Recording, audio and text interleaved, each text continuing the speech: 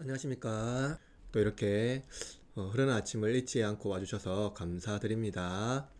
오늘은 마가복음 5장 35절에서 43절 말씀이고요. 믿음이 연약한 자를 붙드시는 예수님이라는 주제로 함께 아침을 열고자 합니다.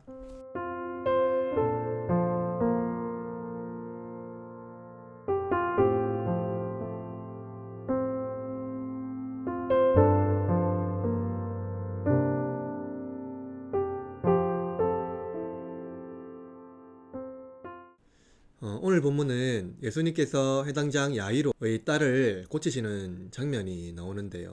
이 장면을 통해서 우리는 우리의 믿음을 방해하는 두 가지 측면을 볼 수 있습니다. 하나는 상황이 더욱 나빠졌을 때 믿음을 포기하는 경우이고, 다른 하나는 예수님의 신적 능력을 비웃는 것입니다. 우리는 아직 기회가 있을 때 믿음에 대한 확신을 얻습니다. 그러나 그 기회가 사라졌을 때 우리는 믿음을 포기하고 원망할 때가 있죠. 야이로가 예수님 만났을 때 딸은 아주 위급한 상황이었을 것입니다. 그래도 생명은 남아있는 상태였죠. 그러나 예수님을 모시고 왔을 때 그 딸아이는 이미 죽어있는 상태였습니다. 조금이라도 기회가 있었을 때 사람은 그 기회를 움켜잡으려고 하고 어떻게든 다시 한 번 더 회복하고자 합니다. 그러나 그 기회마저 상실했을 때 우리는 낙심하고 말지요. 그리고 그 상황을 원망할 때가 많이 있습니다. 예수님께서 조금만 더 빨리 왔다면, 내가 조금 더 예수님을 빨리 만났다면, 혹은 이러한 상황에서 여러 가지 고민과 상황에 대한 한탄을 할 때가 많죠. 낙심은 그렇게 우리의 영혼을 병들게 합니다. 여러 가지 원망, 그리고 이 현실에 대한 포기, 이러한 것으로 인하여서 믿음은 사라지고 없어질 것입니다. 그러나 예수님을 보십시오.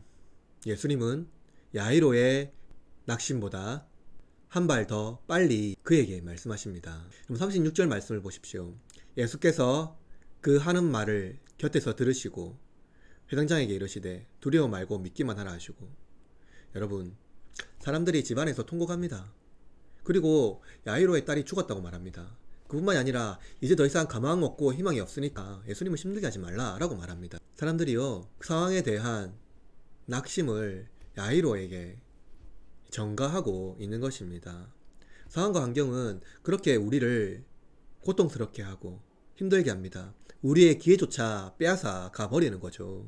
우리가 예상한 것보다 상황이 더 심각할 때 예수님은 우리의 연약한 믿음을 붙드십니다. 현재 우리의 상황에 함몰되어 낙심하지 말라고 예수님께서 말씀하십니다. 여러분, 상황이 우리를 힘들게 하나요? 너무나 힘든 상황에서 고립되어 있다고 생각하십니까? 세상이 나를 실패자라고 조롱하나요?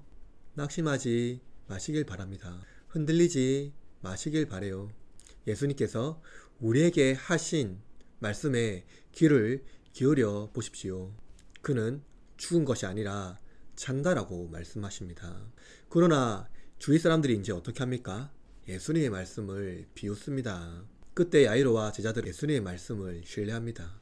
사람들이 비웃더라도, 이 상황과 환경이 나를 고립시키더라도, 나의 기회마저 빼앗고 내가 가지고 있는 신뢰마저 무너지게 할지라도 그 현실 앞에 무너지지 않고 예수님의 말씀에 신뢰하는 것이죠. 세상이 비아냥거리고 세상이 조롱하더라도 예수님의 말씀에 신뢰하는 것입니다. 예수님은 그들과 함께, 즉 예수님의 말씀을 신뢰하는 자들과 함께 그 현장에 직접 들어가십니다. 그 딸아이가 누워있는 현장에 들어가시는 것이죠. 여러분이 만약에 예수님의 말씀을 신뢰한다면 예수님은 당신과 함께 바로 그 현장에 들어갈 것입니다. 여러분의 믿음이 무너지는 바로 그 현장이요. 여러분의 신뢰가 무너지는 바로 그 현장이요. 예수님은 그 현장 안에서 아이의 손을 붙잡고 말씀하십니다. 사실은 예수님은요, 손을 잡을 필요가 없이 말씀만 하시면 됩니다. 그러나 예수님은요, 그들의 연약한 믿음을 붙들기 위하여서 아이의 손을 붙잡습니다. 나의 손을 붙잡는 것처럼 말이죠.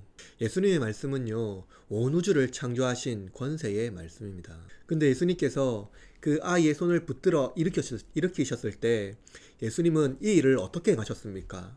바로 야이로의 믿음 때문입니다. 특별히 무너지려고 할 때 예수님은 야이로의 믿음을 무너지지 않게 보존해 주시고 보호해 주시는 것이죠. 여러분, 때로 우리는 실망하고 좌절합니다. 믿음이 무너질 때가 있지요. 그러나 예수님은요, 그 연약한 우리의 믿음을 비난하거나 버리지 않습니다. 오히려 우리가 포기할 때 우리보다 더 한 발 앞장서서 우리의 손을 붙잡아 주시는 분이 예수님이시죠. 우리의 믿음을 부정하고 비난하는 세상 가운데에서도 예수님은 우리의 신뢰를 굳건하게 잡아주시고 보존해 주십니다.